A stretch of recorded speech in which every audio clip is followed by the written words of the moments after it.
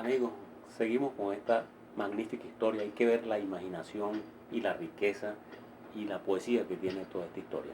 Estábamos contándoles que Eneas llega a Cartago escondidito en su nube y en eso ve que la reina Dido, que por lo demás era una belleza de mujer, aparte de toda esa inteligencia que ustedes ven, les ofrece hospitalidad.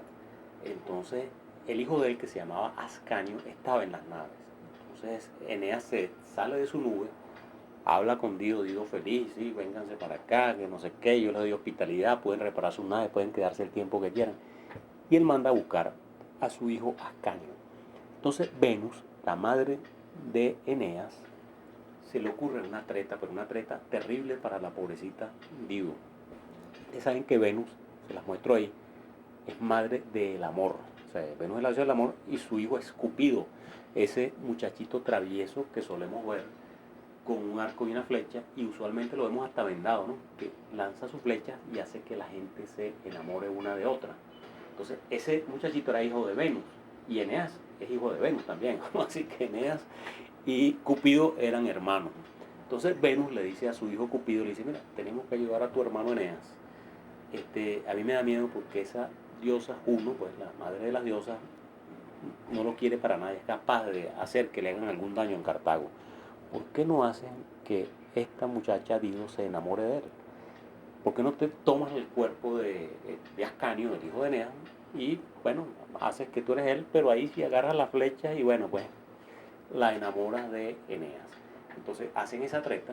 Ahí les muestro algunas pinturas también famosas de el hecho, que llega Dido, o Elisa, como quieran llamarla, y se sienta el muchachito Ascanio ahí en las piernas. Pero nada, pues aquella pobre mujer se sienta el niñito en las piernas y el muchachito lo que es así con la flecha del amor la vuelve leña y queda la mujer enamoradísima de Eneas. Entonces le dice a Eneas que le cuente la historia de Troya. Entonces Eneas lanza el relato de Troya, que es toda esa historia que ustedes conocen de cuando meten el caballo, pero es una historia tan conmovedora como la cuenta Eneas, porque es cuando la cuenta el vencido, cuando la cuenta el que perdió. Él empieza a hablar de las playas de Troya, cuando él era niño iba a jugar a las playas y no sé qué, y cuando empieza la guerra, recuerden que la guerra de Troya duró 10 años, ellos pasaron 10 años sin ir a sus adoradas playas, metidos en la ciudad peleando. Entonces cuenta cuando los griegos meten el caballo, cuenta la muerte de Príamo, que es terrible, pues a Príamo, al rey de Troya, primero delante de él matan a uno de sus hijos, y cuando él se queja llega, que era un hijo de Aquiles, por cierto, lo agarra por el cabello, lo pasa por detar sangre del hijo, le clava un puñal, en unas cosas que cuando uno lo ve desde el punto de vista de los vencidos es peor. Aún desde el punto de vista de los vencedores uno lo ve y dice esto es espantoso, pero cuando lo ves él contando con aquel dolor toda esa historia, entonces cuenta la parte a la que vamos de nuestra historia, cómo sale él de Troya. Él quería, era un valiente, él quería luchar, pero se le aparece Héctor, pues ese guerrero, el de el casco tremolante, ¿no? Hijo de Priamo, a quien había matado a Aquiles, se le aparece la sombra de Héctor, le dice, mira, aquí no hay nada que hacer. Tú lo mejor que puedes hacer es ir a casa de tu papá, Anquises, recoge a tu esposa, a tu hijo, y huye, esto está perdido, aquí no hay nada que hacer. Entonces él efectivamente se va, la casa de su papá, afortunadamente para ellos, quedaba como en las afueras, no era donde estaba plena batalla en ese momento. Busca a su padre, a su hijo Ascanio, este muchachito que ya vimos que Cupido tomó la forma de él para enamorar a nuestra pobre reina Dido, y a su esposa que se llamaba Creusa. Pero como su padre, les recuerdo, Anquises era medio cojito, ¿no? Y además ya estaba viejito, ¿no? O sea, acuérdense que aquel rayo le pasó cerca y le dio un pie, entonces lo tiene que cargar para salir de Troya. Les voy a decir que esas son de las cosas más representadas en el arte del Renacimiento. Les voy a mostrar ahí una representación de Barocci. Vean a Eneas cargando a su padre Anquises y el niñito Ascanio ahí cerca de ellos. Vean esta otra, nada más y nada menos que de Miguel Ángel, ese artista plástico que quizás es el artista mayor que ha tenido la humanidad en todos los tiempos. Que ahí lo ven también igualito, a Eneas cargando a su viejito con su muchachito, que es su hijo Ascanio, al lado.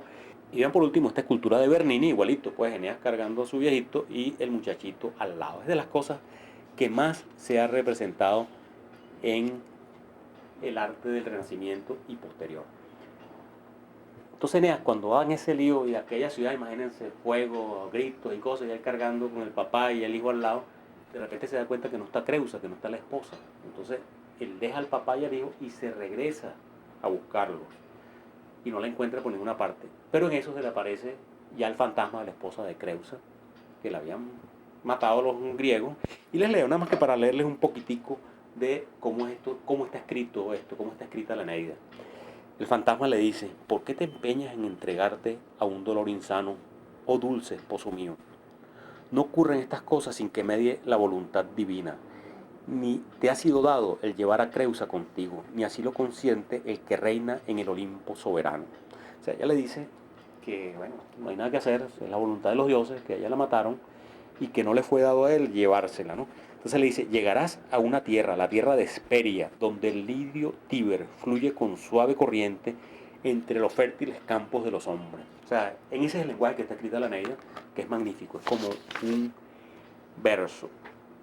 Entonces, bueno, él se da cuenta que se le murió la esposa, pero se regresa y cuando llega donde está su padre hay un gentío. Hay un gentío de troyanos que han logrado salir de la ciudad, que están en ese sitio, que deciden, bueno, que lo van a seguir a donde él vaya.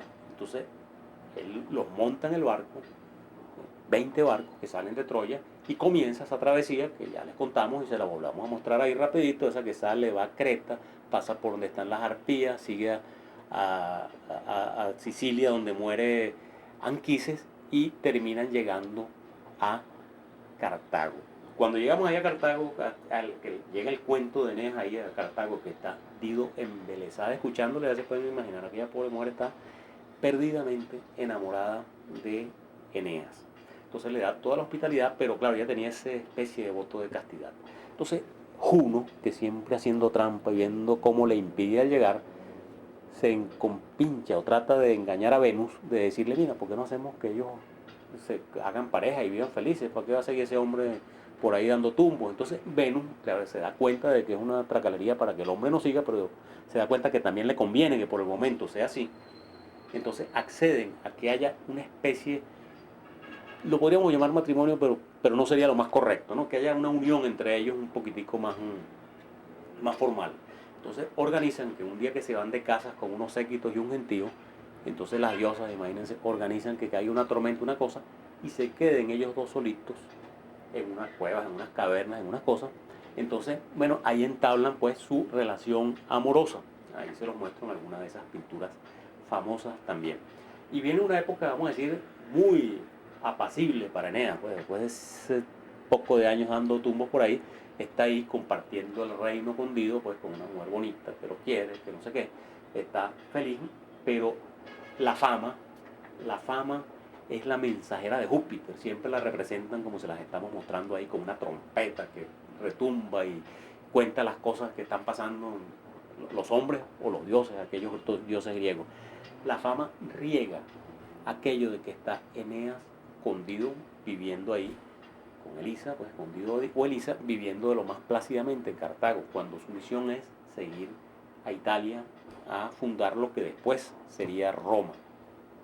Entonces se entera un rey vecino que había estado loco por casarse con Dido. El tipo había luchado y ella le dijo que no, que ella le iba a ser fiel toda la vida a su marido difunto Siqueo. Este rey se llamaba Yarbas. Entonces Yarbas clama a los dioses, le dice: oye, esta mujer que me negó a mí en matrimonio cuando yo lo ofrecí, ahora está con este hombre que por lo demás no debería estar aquí, debería seguir a cumplir su misión y no sé cuánto. Entonces Júpiter, el padre de los dioses, el que amontona las nubes, escucha la plegaria, pues, o la petición de Yarbas, y le dice a Mercurio, que es el mensajero. Recuérdense que Mercurio o Hermes es el dios mensajero, es el que lo mandaban cuando él tenía que mandarle a decir algo a alguien, mandaba a Mercurio. Entonces le dice a Mercurio: mira, llévale un mensajito a Eneas, pero ese mensajito ya les voy a decir cuál fue en la siguiente parte de nuestro programa.